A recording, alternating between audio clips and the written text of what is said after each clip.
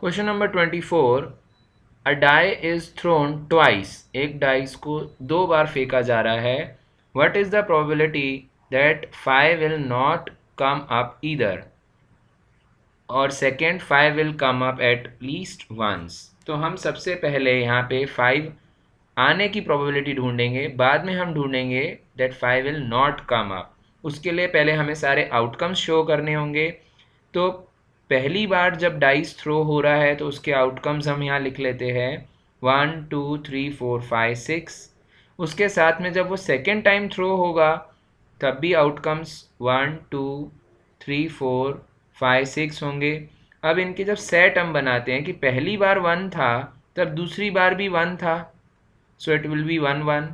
पहली बार 1 था तो दूसरी बार 2 था, सो काइंड ऑफ हम यहाँ पे सारे सेट लिखते जाएंगे। पहली बार 1 था, दूसरी बार 3, पहली बार 1 दूसरी बार 4, पहली बार 1 आया दूसरी बार 5 आया, पहली बार 1 आया दूसरी बार 6 आया।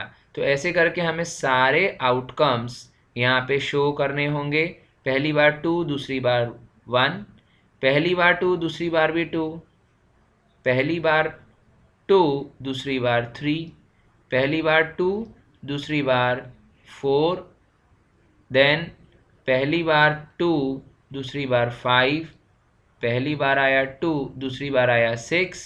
तो हम ऐसे करके यहाँ पे सारे आउटकम्स शो करेंगे 3 1, then 3 2, then 3 3, then 3 4, then 3 5, then 3 6, then 4 1, 4 2, then 4 3, then 4 4, then 4 5, then 4 6, and then 5 1, 5 2, 5 3, 5 4, 5 5, 5 6.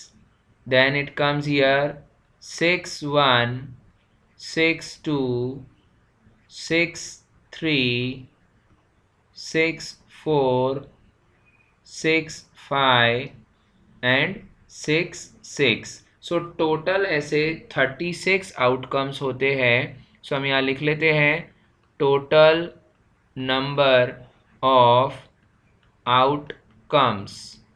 Total number of outcomes हो रहे हैं 36। ओके, अब हमें फाइंड करना है कि 5 विल कम अप।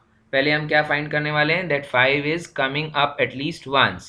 तो 5 ऊपर आने की प्रोबेबिलिटी के लिए हमें ये बताना है कि कितनी बार 5 आया है। ओके, तो हम यहाँ लिखेंगे number of times 5 comes up at least once।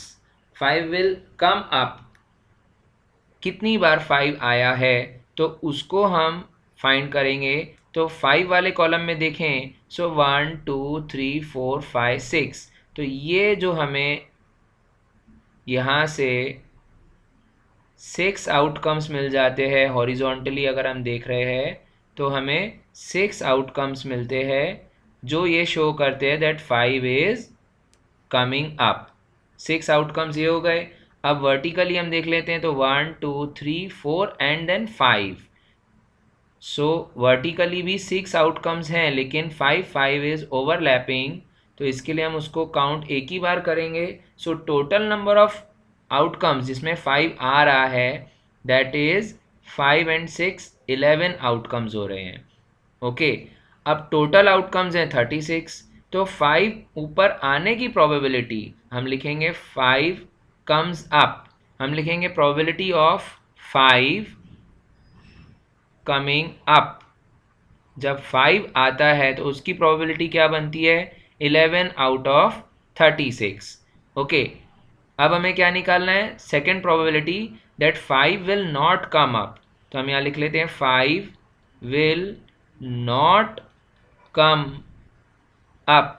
तो वो हम कैसे निकाल सकते हैं, दैट इज 5 कितनी बार नहीं आया, सो 36 minus 11, so that is 25 times 5 नहीं आया है, तो उसकी प्रोबेबिलिटी क्या हो जाती है 25 upon 36. So this is the probability that 5 will not come up.